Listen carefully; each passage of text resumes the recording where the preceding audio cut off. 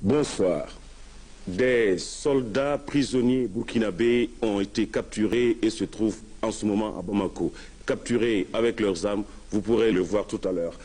Du parti président de la République, ministre de la Défense nationale, a reçu en audience cet après-midi une mission conjointe composée des ministres des Affaires étrangères du Niger, du Bénin, du Togo, tous membres du Conseil de l'Entente et d'un émissaire algérien. Les entretiens ont porté sur la situation créée par le Burkina Faso aux frontières avec le Mali. À leur sortie d'audience, le ministre des Affaires étrangères du Bénin a confié à Mamadou Souleymane Touré l'objet de leur entretien, de l'entretien de leur délégation avec le chef de l'État.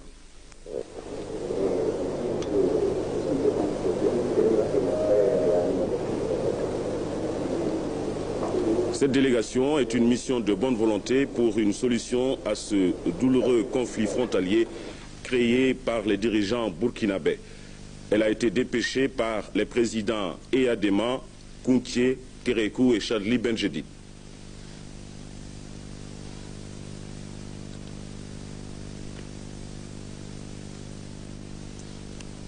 Ont assisté aux entretiens le ministre des Affaires étrangères, Maître Lumbo Nembey. Délégation de bonne volonté, faire cesser un peu les hostilités, quand faire se peut. À Bamako, vous êtes rendu à Ouagadougou, Burkina Faso. De quoi avez-vous parlé avec les autorités burkinabées? Non, pas encore.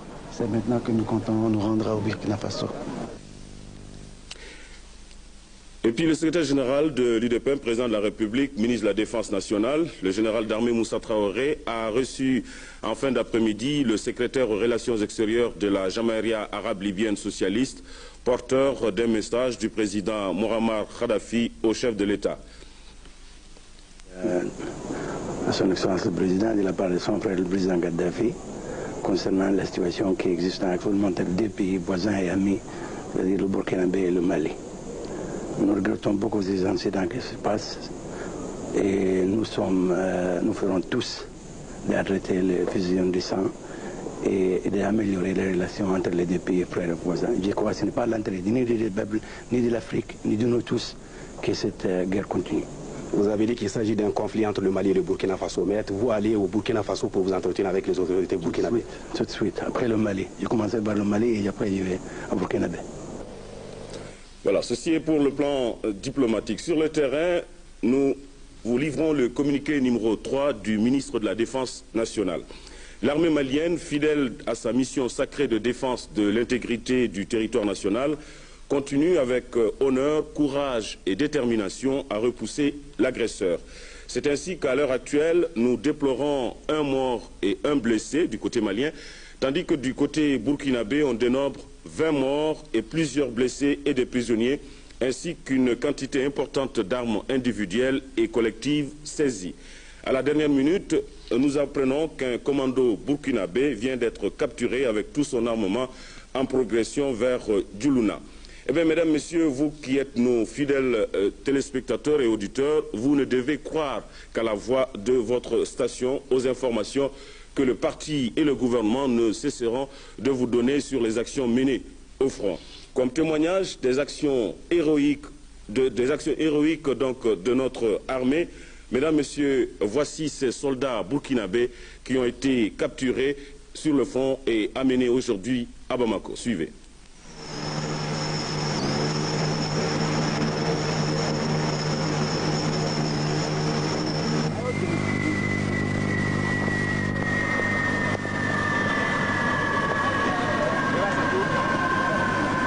Ces soldats, ils vous le diront tout à l'heure, se sont battus pour une cause qu'ils ignorent, mais qu'ils ne partagent pas du tout.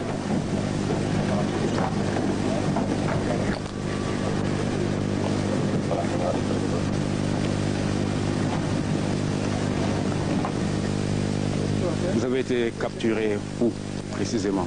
Yununga. Vous aussi, vous êtes burkinabé. Vous avez été capturé également où? Yununga.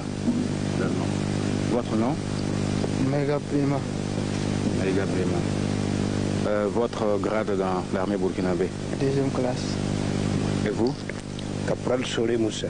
Sergent Ibobane Tougouré. Vous avez été capturé où? À Djununga. Djununga. Vous êtes burkinabé? Oui. Grade? Première classe. Première classe. Vous avez été capturé où? À Djununga. Et qu'est-ce que vous faisiez là-bas précisément? À Djununga, nous étions partis le 15 pour le recensement. Après le recensement, nous avons eu une mission de sensibilisation. Une mission de sensibilisation. Sensibilisation autour de quoi? Pour sensibiliser, avoir une cohésion avec la population, puis leur parler surtout de la construction des postes de santé primaire, des écoles, des forages, tout ça. Et traditionnellement, c'était un travail qui est dévolu à l'armée?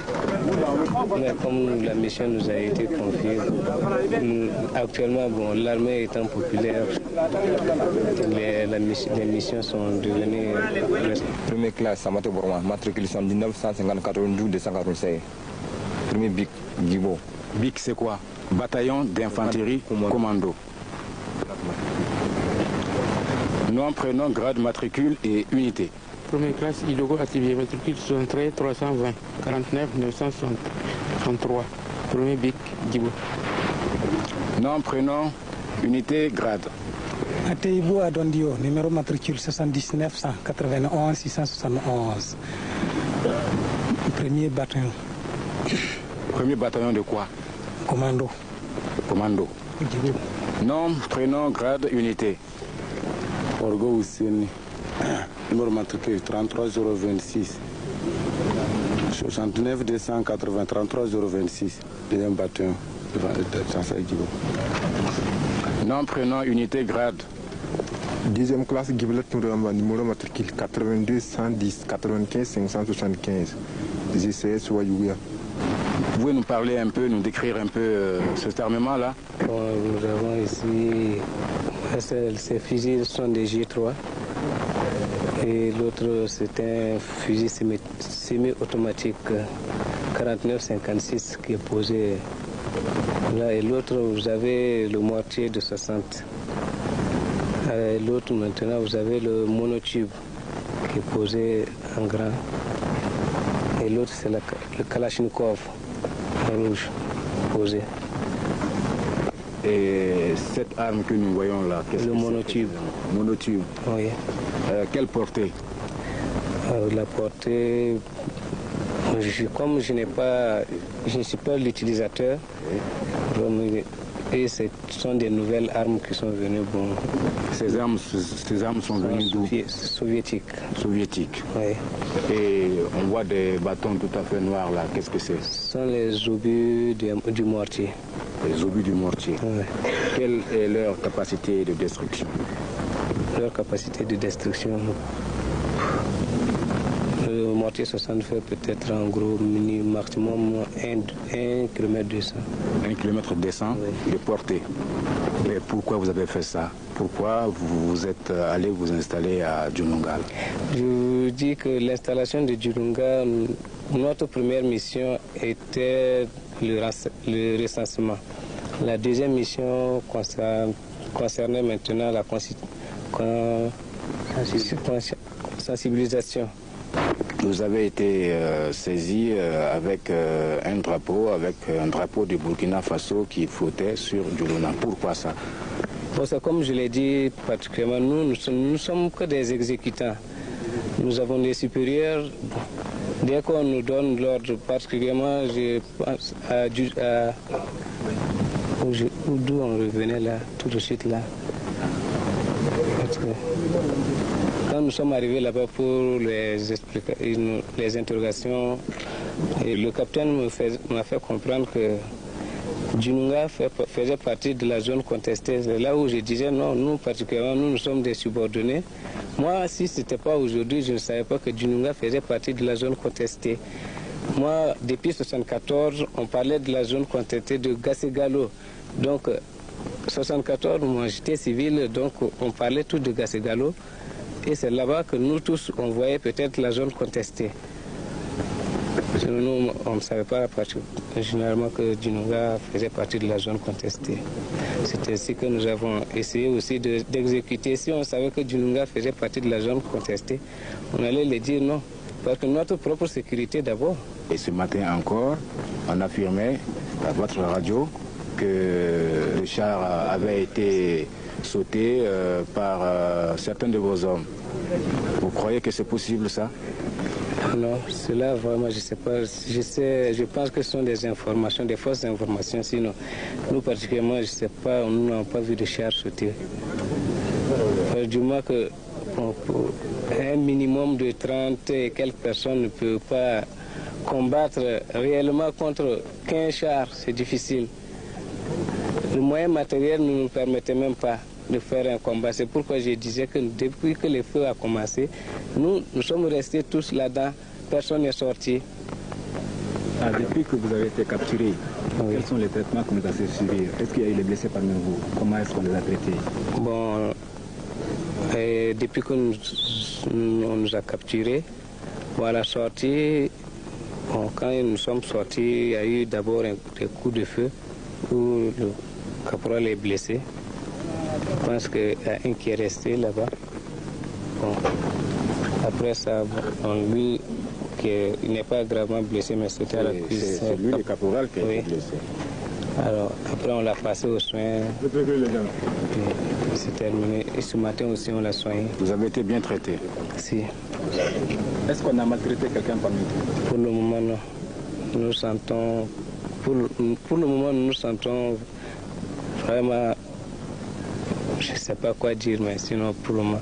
Nous sentons comme toujours au Burkina Faso parce que... vu depuis l'arrestation, nous n'avons jamais été maltraités. Bon, à part les questionnaires qu'on nous posait toujours, il n'y a rien eu. Voilà, vous venez de les entendre exprimer leur regret d'avoir agressé le Mali, un pays frère. Le commandant Sambou Soumaré, directeur général de service de police, qui a eu la mission de réceptionner ces prisonniers de guerre, nous donne ici des précisions sur la grande offensive déclenchée par l'armée malienne au front. C'est un honneur et un insigne honneur d'avoir eu l'occasion de réceptionner ces prisonniers de guerre, ce qui va permettre au peuple malien et au peuple burkinabé de savoir la triste réalité pour le peuple burkinabé de ce qui s'est passé vraiment sur le terrain. Après les déclarations du lieutenant Daouda Traoré, membre du Conseil de défense de la Révolution, que j'appelle des élucubrations qui relèvent de l'hystérie mentale, de la folie et de la mythomanie, et beaucoup plus grave que la folie, la mythomanie, la trahison du peuple, parce que ces soldats capturés sur le théâtre de combat vont vous le confirmer. Daouda Traoré a été un mythomane tout au long de ses déclarations. Tout ce qu'il a dit est faux et sera infirmé par ces soldats qui ont été capturés bien sur le terrain des opérations. Directement, ils vont le dire en français et en bambara. Et ces déclarations sont contraires à certaines déclarations des ministres des Affaires étrangères de Burkina Faso, déclarations tenues à Paris, dans lesquelles il déclare que 3 des villages sont burkinabés et qu'un des villages, des 3 villages qu'il déclare donc burkinabés, il s'agit de Selba, Koina et Douna, plutôt Djuluna, alors qu'il accepte que Douna est malien. Et ces déclarations seront contredites par M. Traoré, d'une part, le lieutenant Traoré, d'autre part, et par ces prisonniers qui sont eux-mêmes capturés ici. Ils vont vous le dire. Mais justement, quel traitement attendent ces prisonniers? Ces prisonniers attendent des traitements dignes, des traitements à des gens qui se sont battus sur le terrain et ils affirment sans même savoir pour quelles raisons ils se sont battus et sans même savoir où ils se sont battus. Ils vont affirmer également aux téléspectateurs maliens qu'ils sont partis sur le théâtre de bataille sans même savoir qu'ils partaient se battre et qu'ils ont même été trahis par le CDR, qu'ils ont été trahis par le président Sankara, qu'ils ont été trahis par le Conseil. Ils affirment n'avoir jamais été informés qu'ils partaient pour se battre et qu'a priori on leur a dit qu'ils partaient pour une opération de recensement, alors qu'en réalité ils se sont rendus compte, à leur dépens bien sûr, le matin de Noël, qu'il s'agissait effectivement de défendre une portion du territoire qui est malien Et ils l'ont su à leurs dépens. Ils affirment que cette partie est vraiment malienne. Justement, ils ont été pris sur le théâtre des opérations et vous avez fait allusion tout à l'heure à la question du recensement. S'agissait-il réellement d'opérations de recensement?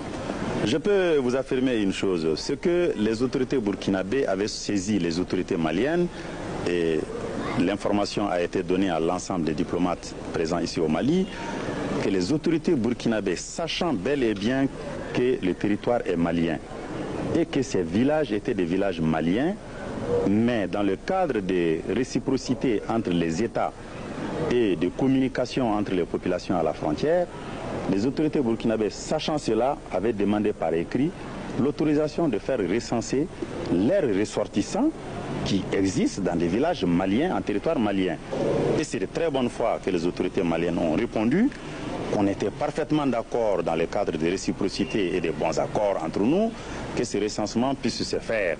Et ils se sont donc transportés a priori pour recenser ces populations-là dans nos villages sur les terres maliennes.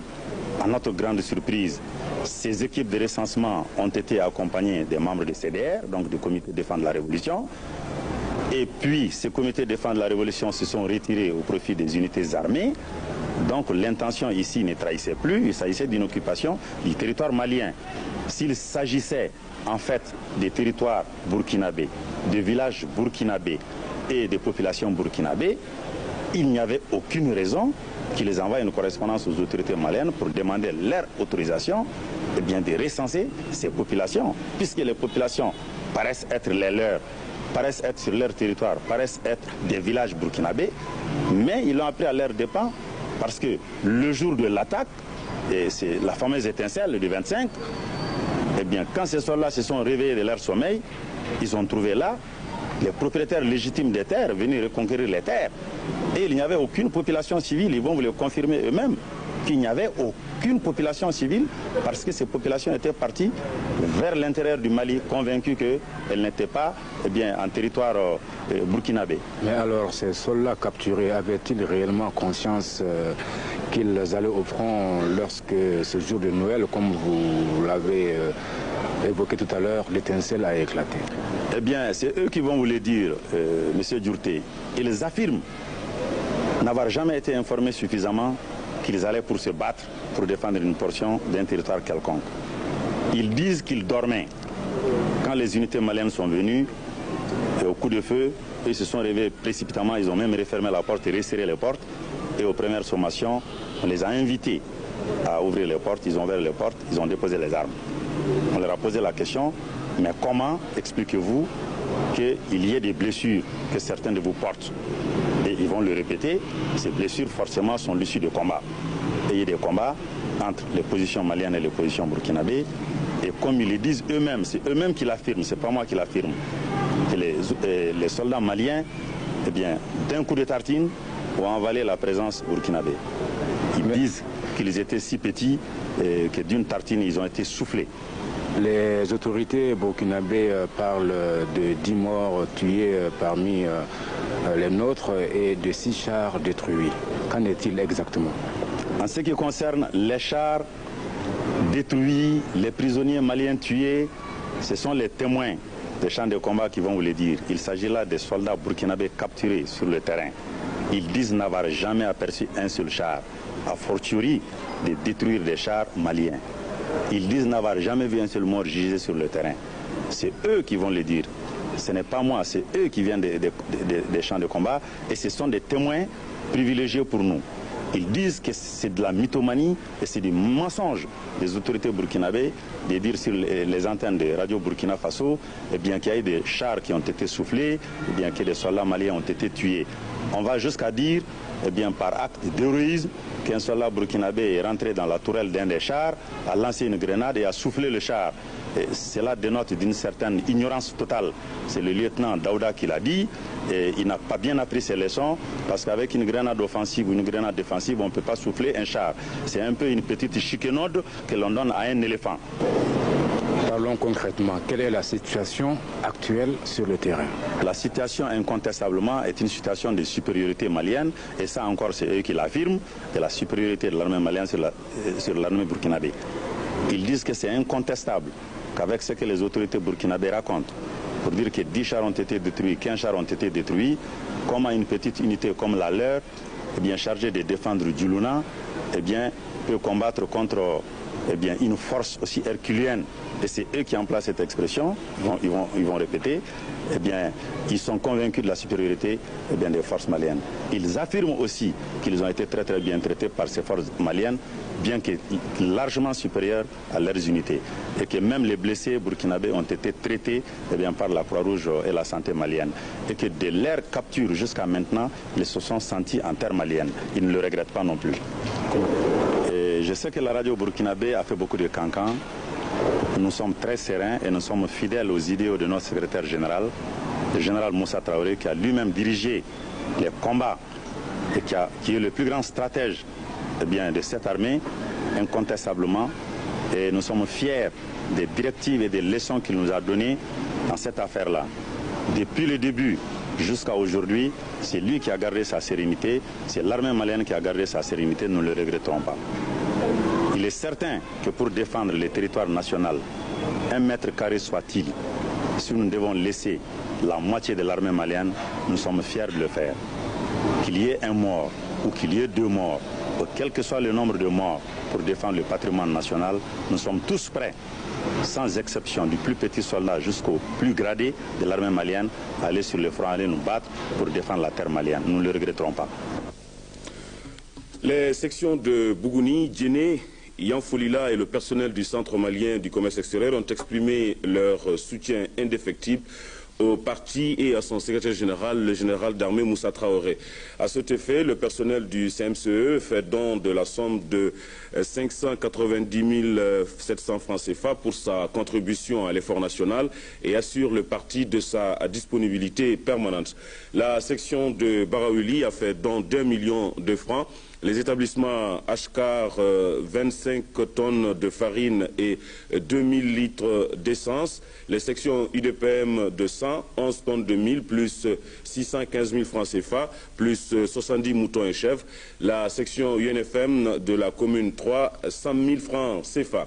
Et puis le gouverneur de la 4e région, M. Moulay Aïdara, a informé les populations que les responsables politiques et administratifs de la 4e région viennent de mettre à la disposition de notre vaillante armée la somme de 6 millions de francs CFA. Enfin, l'association pour l'organisation et la rationalisation de l'exode des Maliens, la MOREM, affirme son soutien inconditionnel à l'armée malienne, lance un appel pressant à tous les ressortissants maliens partout où ils se trouvent pour qu'ensemble ce soutien de l'association soit un soutien moral et humain. Face donc à la situation qui prévaut à la frontière, les soutiens continuent de parvenir à la direction du parti, à la direction nationale du parti. C'est ainsi que l'Union nationale des travailleurs du Mali, sous la conduite de son secrétaire général, M. Bakary Karambé, a organisé ce matin une marche de soutien au BEC, au gouvernement et au général d'armée Moussa Traoré. La marche qui a débuté à la Bourse du Travail s'est achevée à la Maison du Peuple où une motion de l'UNTM a été lue par son secrétaire général, M. Bakary Karambé. En sa qualité de secrétaire administratif du BEC, M. Boubacar Diallo a, au nom du chef de l'État, situé cette action de l'UNTM dans le cadre d'un devoir national. Écoutez.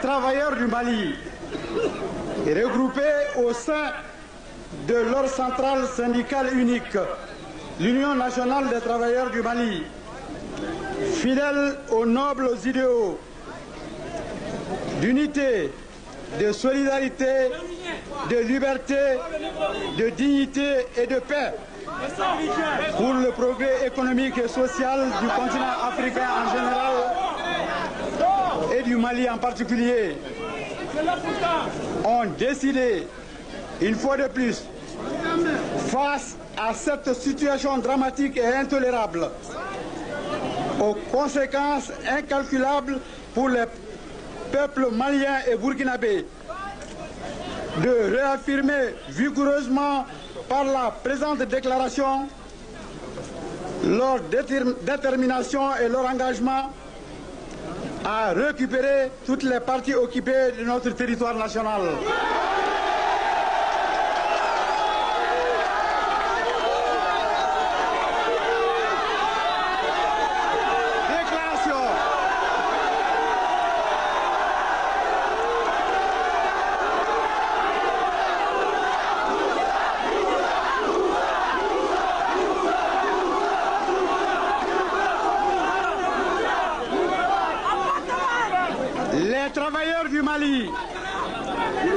Considérant l'acte perpétré par les forces armées du Burkina Faso sur les paisibles populations maliennes à la frontière de nos deux pays, considérant que cet acte est de nature à détériorer la politique de bon voisinage soutenue et toujours défendue par les autorités politiques, administratives et syndicales de notre pays.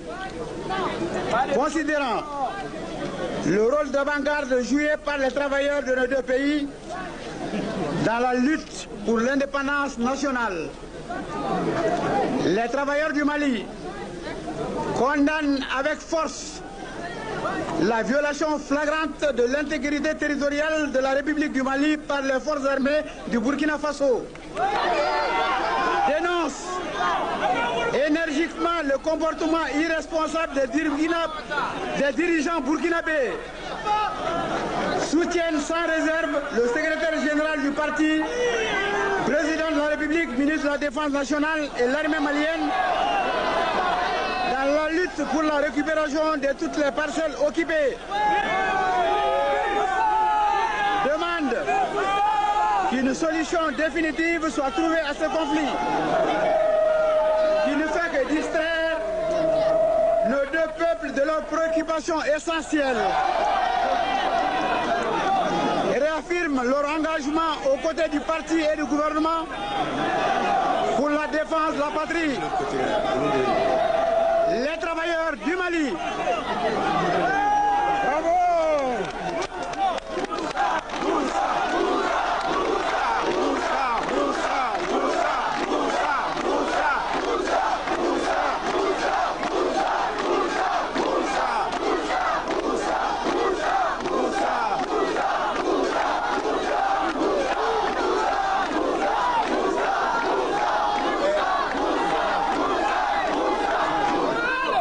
Votre présence ici est un devoir national. Vous êtes venus manifester à l'union démocratique du peuple malien, au peuple malien tout entier, votre détermination farouche, votre volonté de défendre l'intégrité territoriale de votre patrie.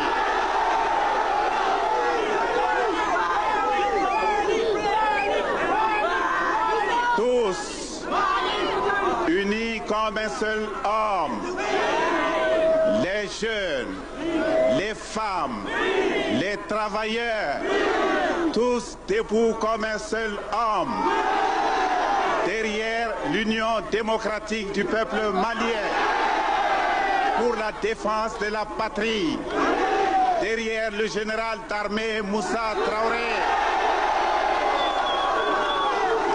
gardien de la Constitution,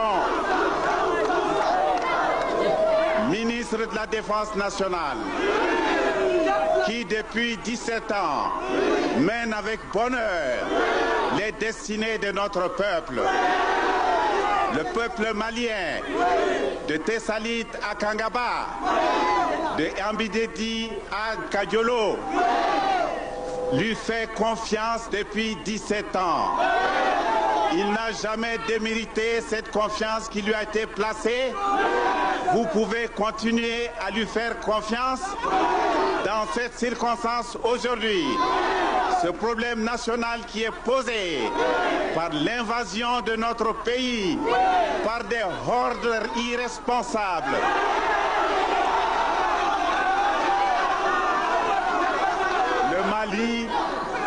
Le Mali a une histoire. Il y a plus de 1000 ans, depuis l'Empire jusqu'à la République, nous parlons de Sundiata, de Kankou Moussa, nous parlons de la Joma.